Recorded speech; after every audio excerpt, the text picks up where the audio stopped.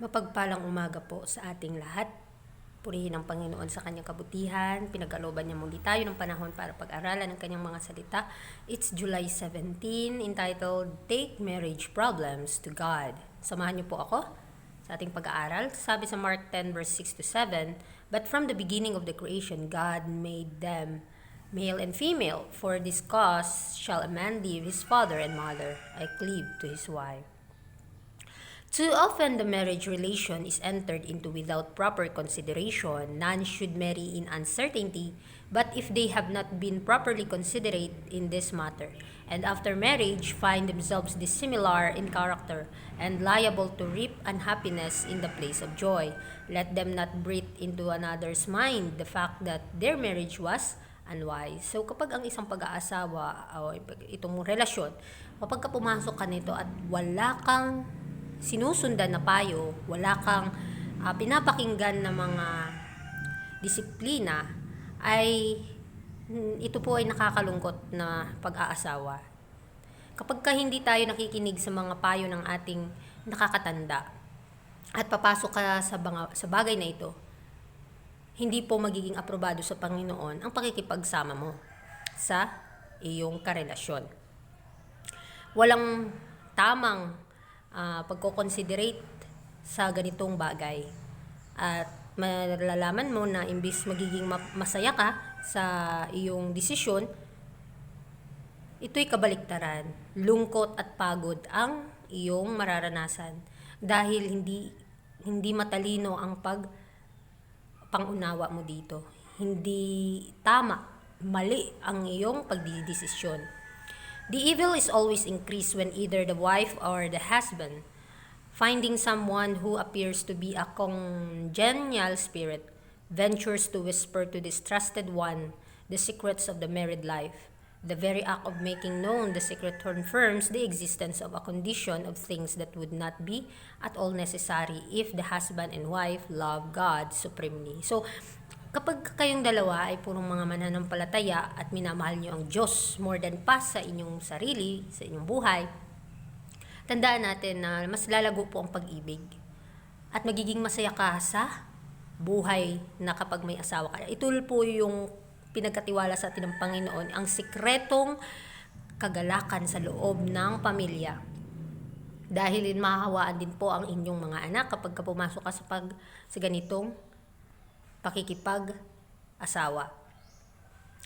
Alam natin na ang kasamaan dito sa mundo ay talagang lumalago na. Kaya maging mapagbantay po tayong mga tao, lalo na ang mag-asawa, dahil sila ay nagbibuild ng character. Nagbibuild din po sila ng family into eternal. In many cases, where these difficulties are thought to exist, the cause is imaginary. Of the husband and wife would freely talk over the matter with each other in the Spirit of Christ. The difficulty would be healed. If they love God supremely, their hearts would be so filled, so satisfied with His love, that they would not be consumed with longing for affection to be manifested in act toward themselves. So sa maraming kaso sa bagay na ito ay maraming mga kahirapan na ating mararanasan. So paano po natin haharapin ang mga pagsubok sa buhay, lalong-lalo na ang mag-asawa. Nawa ay mag-isip po tayo sa mga bagay na ating gagawin. Meron ba tayong Espiritu ni Kristo patungkol dito para atin pong maidadala ang katotohanan sa puso ng mga tao at sa ating mga anak? Kapag minamahal natin ang Diyos ng buong puso, ang ating mga puso ay mapupuno ng kagalakan at pag-ibig. Tayo ay masasatisfy sa kanyang pagmamahal. At makikita ito sa ating mga gawa. Marereflect ito sa ating mga kilos. Many have mistaken the true duty of the wife to the husband and the husband to the wife.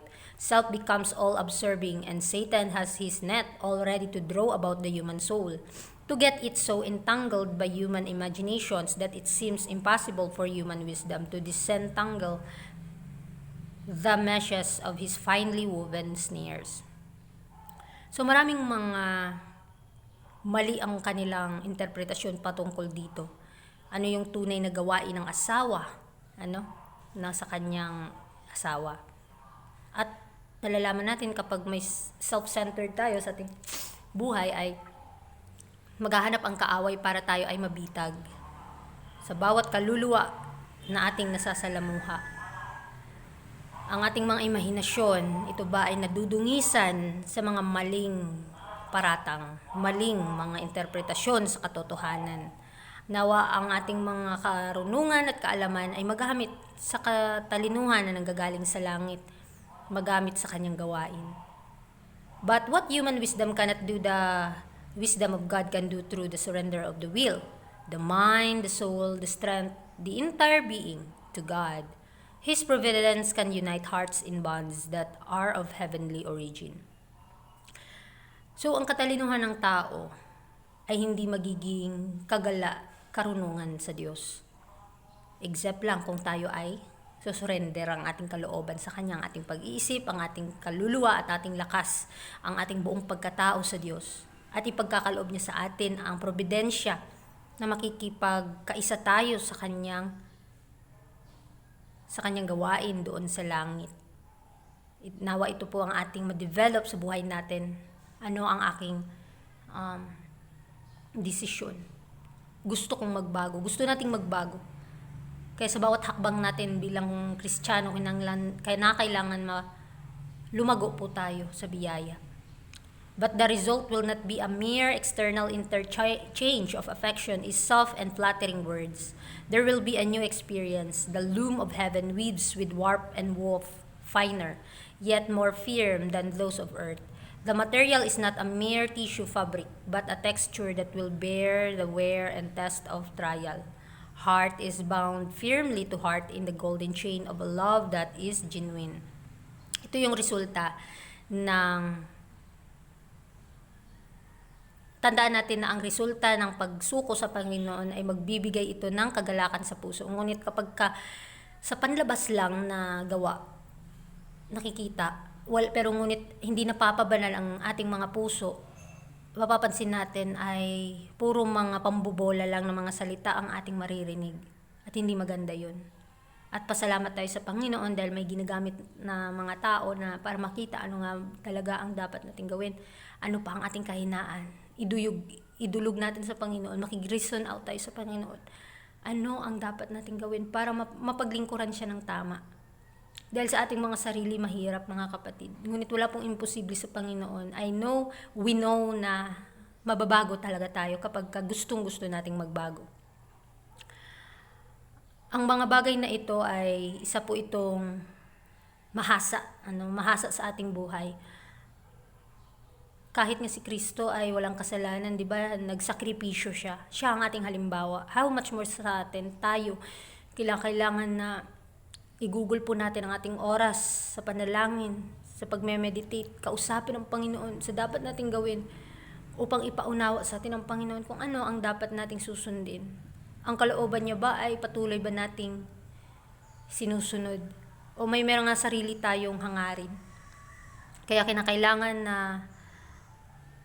mabuklod tayo ng pag-ibig ng Panginoon, yung tunay na pag-ibig, at pupuspusin niya ang ating mga puso. Huwag po tayong panghinaan kung meron mga taong sa ating paligid na nagko-correct sa atin. Bagkus atin silang pasalamatan sa bagay na yon. Dahil ang Panginoon ay nandyan, hindi niya tayo iiwan. Bibigyan niya pa tayo ng dapat nating baguhin sa buhay natin, mga bagay na nakakahiya mga kapatid. Kapag patuloy natin itong ginagawa, hindi natin napapansin na napapahamak na pala tayo dahan-dahan. Kaya habang may panahon pa, pasalamat tayo sa Panginoon dahil meron siyang ginagawang paraan para makita natin ang ating mga kahinaan. So sa ating pag-aaral sa umagang ito, patungkol ito sa problema sa loob ng mag-asawa, hindi lang sa mag-asawa kundi sa mga anak, sa mga kabataan. Kinakailangan nating idulog, ipadala natin sa Diyos para siya lamang ang makakatulong sa atin. Siya lamang ang magbibigay sa atin ng comfort panahon na tayo nanghihina. Kaya pasalamat tayo sa Panginoon sa mga bagay na ito, sa kanyang patuloy na pagpapaalala, sa pagbibigay ng babala, koreksyon, at ano pa, kahit ito masakit. Dahil nga sa pride natin. Kaya mga kapatid, magandang umaga sa ating lahat at pagpalain tayong lahat.